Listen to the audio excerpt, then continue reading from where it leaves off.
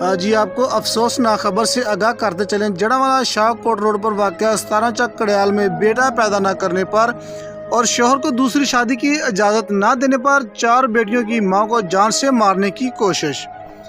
तफसीलात के मुताबिक जड़ावाला के नवाही गाँव 58 गाहबे के रहायशी अमजद अपनी बहन के घर मिलने के लिए गया तो इसको पता चला कि इसकी बहन को दूसरी शादी की इजाज़त न देने पर इनके ससुरालियों ने तशद्दुद करके जहरीली दवाई पिला दी, जिस पर इसकी बहन नसरीन बीबी की हालत ख़राब हो गई।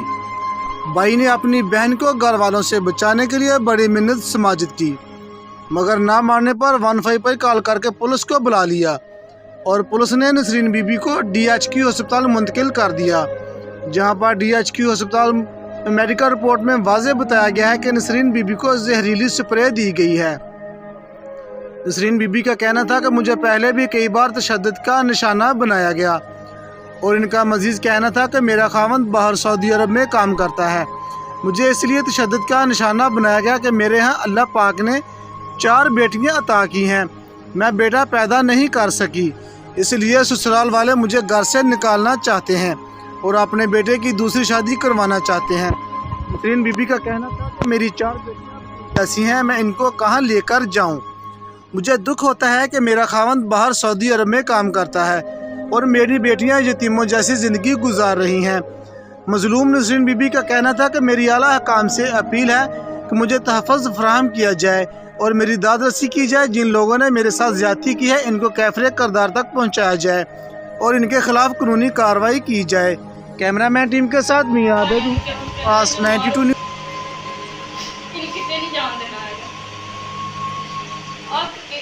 बर्दाश्त कर करके मेरे को नहीं होती बर्दाश्त, सिर्फ मेरे को नहीं बर्दाश्त होता है।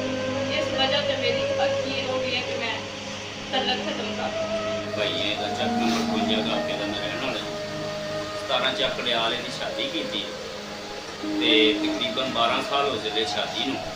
12 साल तो ही असी तशद्दुद का निशाना बनते आए हैं हुण तक है जी। लेकिन जदों भी इन्होंने मतलब लड़ना झगड़ना मैनू इन्होंने दसना, मैं चले जाना, मैं बच्ची नूं अंदर वाड़ के कहना बस सबर शुक्र कर, कोई गल नहीं, अल्लाह ताला बड़ा बेनियाज आ, अल्लाह ताला तेरे आप ते रहम करेगा। लेकिन सबर कर, धियां बसदियां ही सोहणियां लगदियां ते लेकिन उन्होंने जी अखीर कर दी आ। एक बारी नहीं, देखो मेरे को 16 का 18 का 19 का 22 का डाकट मेरे को मेडिकल मुकम्मल मौजूद है मेरे को। SI 17 चक कड़याल वाले मैं जमा कराया, दरखास्त भी दी है ते लेकिन ये अभी तशद्दुद करते गए आ, लेकिन मैं फिर भी सबर शुक्र किया भी चलो कोई नहीं, बच्चियां छोटियां छोटियां इन्होंने कित्थे लैके जाना, कौन सामदा, कोई नहीं सामदा किसी को। लेकिन हुण अखीर कर दी, इन्हूं लियादा शहर भी दिता गया, उत्तों कमरे चो लैके आए थल्ले। वजूहात ये कि एदियां बच्चियां 4 आ, बच्चा कोई नहीं,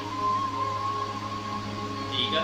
बाहरों इहदा खावंद जिहड़ा बाहर आ ओमान दे विच, ठीक है, वो भी यही गल करदा, इहनूं फड़ो, इहनूं कुटो, उन्हां दा बच्चा बच्चा इस बेचारी दे मगर पए आ ते इहनूं ते जां ते ओह मतलब सानूं फारग ही कर देण है जी। लेकिन फिर भी ਉਹਦੇ वजूहात के तरीके हुण देख लो भी असीं किधर नूं जाइए। हर घर दे विच वसाइल ही ऐसे आ कि मतलब कोई अपने बच्चे नूं रोटी पता नहीं किदां दिंदा ते इन्हां नूं किस तरह दिता जाए।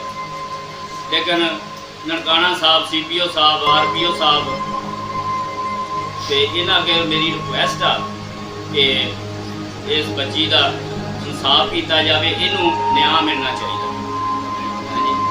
लेकिन बहुत ज़्यादती इन्होंने की है जी। मेरी रिक्वेस्ट आ कि इस बच्ची का कि साडा डॉक्टर भी बन गया, साडा मेडिकल भी मुकम्मल हो गया, फाइंडिंग जी रिपोर्ट आ वो भी साढ़े को मौजूद आ, उसके बावजूद भी साडा कोई अमल दरामद इस गल च नहीं है।